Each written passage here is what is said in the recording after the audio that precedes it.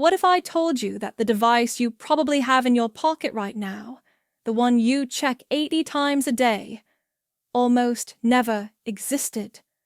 What if the man behind it had listened when they fired him from his own company? What if he had given up when doctors told him he had cancer?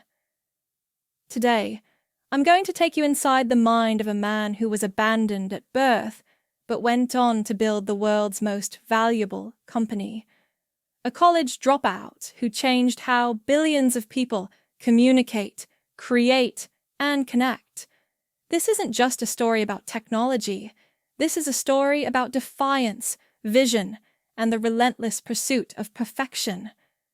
By the end of this video, you'll not only understand how Steve Jobs transformed our world, but you'll also discover the 3 principles he used that can transform your life too.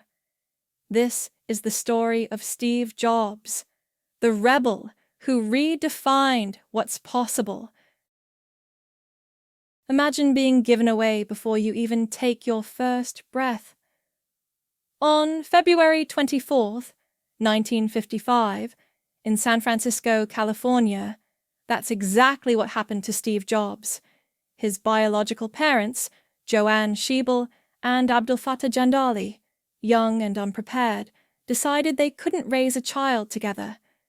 But fate had other plans. Paul and Clara Jobs, a working-class couple, adopted baby Steve and gave him a home in Mountain View, California. Paul, a mechanic who loved working with his hands, didn't just raise a son, he unknowingly cultivated a visionary. In their modest garage, Paul taught young Steve a lesson that would one day be worth billions. If you're going to build something, make sure it's the best it can be. Pay attention to every detail, even the parts no one will see. Steve wasn't like other kids. While his friends were playing baseball, he was taking apart radios just to see how they worked. His curiosity wasn't just hobby, it was obsession. School bored him, not because he couldn't keep up, but because his mind raced ahead of everyone else. One teacher recalled, "Steve wasn't just smart, he was different. He didn't just want answers, he questioned why the questions themselves mattered." When Steve's family moved to Los Altos, California, the heart of what would later be called Silicon Valley, everything changed. Here, at age 13, Steve encountered his first computer. Not the sleek machines we know today. This was a massive, room-sized beast. But something clicked. This machine can think, he realized. What else could it do? That question would drive him for the next 40 years. In high school, Steve met another Steve, Steve Wozniak, a technical genius 5 years his senior. Woz could build anything electronic. Together, they created a blue box device that could hack phone systems to make free long-distance calls. It was illegal. It was brilliant. And as Jobs later said, without the blue box, there would be no Apple. After high school, Steve enrolled at Reed College, an expensive liberal arts school in Oregon. But after just 6 months, he dropped out. Why would someone so brilliant quit college? "I couldn't see the value," Jobs later explained. "I was spending all my parents' savings on an education that didn't feel right." But instead of leaving campus entirely, he did something remarkable. He stayed and attended only the classes that fascinated him. One of those classes? Calligraphy? At the time it seemed useless, Jobs recalled. But 10 years later, when we were designing the first Macintosh computer, it all came back to me. And we designed the first computer with beautiful typography. In 1974, searching for deeper meaning, Steve traveled to India. He walked barefoot through villages, slept on hard floors, shaved his head, and embraced Eastern philosophy. When he returned, he wasn't just a tech enthusiast anymore. He had found something more valuable: perspective. The most important thing I learned was that clarity of thought comes from simplicity in life, he said. When you realize you have nothing to lose, you're free to do anything. With this newfound clarity, 21-year-old Steve and his friend Wozniak started a company in the Jobs family garage. They called it Apple.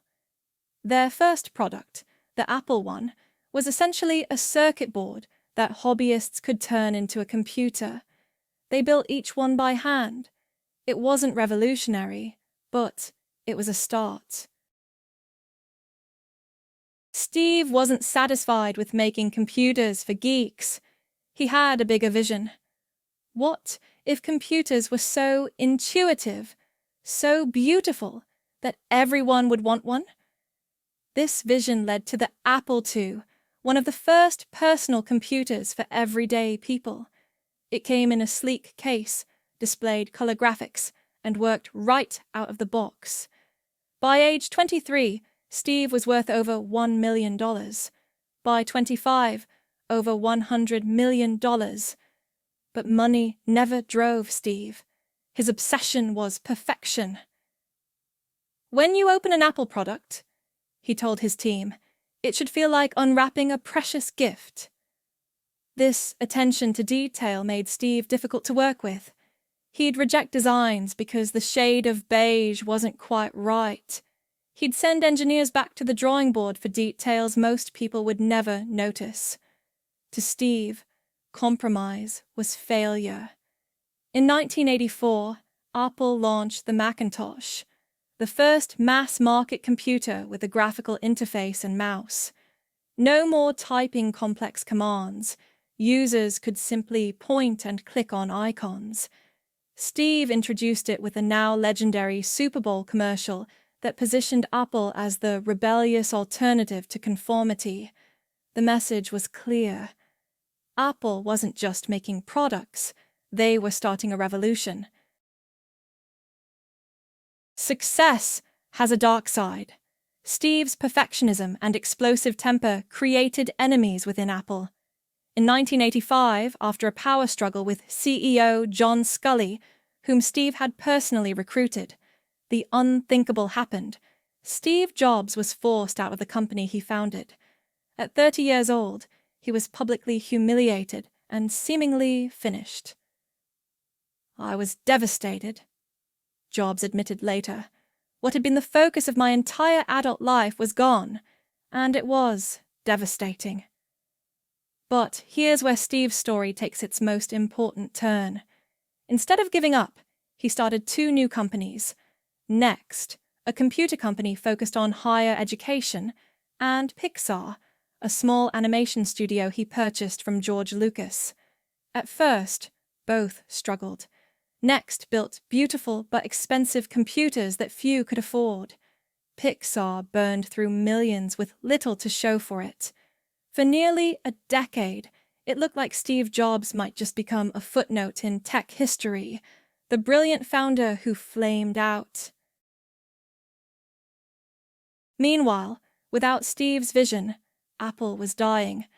By 1997, the company was 90 days from bankruptcy, producing too many products with no clear direction. In a twist of fate, Apple purchased Next for $429 million, bringing Steve back to the company he founded. Initially as a consultant, he soon reclaimed his role as CEO. What happened next was remarkable. Steve's first move? Simplification. He cut Apple's product line by 70%. Focus means saying no to the 100 other good ideas, he explained. In 1998, Apple launched the iMac, a colorful, all-in-one computer that became an instant hit. Apple wasn't just back, it was cool again. Around the same time, Pixar released Toy Story, the world's first fully computer-animated feature film. It was a blockbuster, eventually leading to Pixar's $7.4 billion acquisition by Disney. the man who had lost everything now controlled two revolutionary companies. "People don't know what they want until you show it to them," Steve often said. In 2001, he proved it by unveiling the iPod, a device that put 1,000 songs in your pocket. Before iPod, people carried bulky CD players or larger MP3 players. Steve made music personal, portable, and beautiful. But the iPod was just the beginning. In 2007, Steve took the stage at Macworld to introduce 3 products: a widescreen iPod with touch controls, a revolutionary mobile phone, and a breakthrough internet communicator. Then came the twist. These are not 3 separate devices. This is one device, and we call it iPhone. The crowd went wild. The iPhone wasn't just a new product, it was a new category, one that would eventually put a supercomputer in billions of pockets worldwide. In 2008, Apple launched the App Store, allowing developers to create applications for the iPhone. This sparked a new gold rush, creating millions of jobs and billions in revenue. Today, there are over 2 million apps, powering everything from how we bank to how we find love. Behind Steve's public success lurked a private battle. In 2003, he was diagnosed with a rare form of pancreatic cancer. Initially, Steve resisted conventional medical treatment, opting instead for alternative approaches and dietary changes. Eventually, he underwent surgery, but the cancer returned.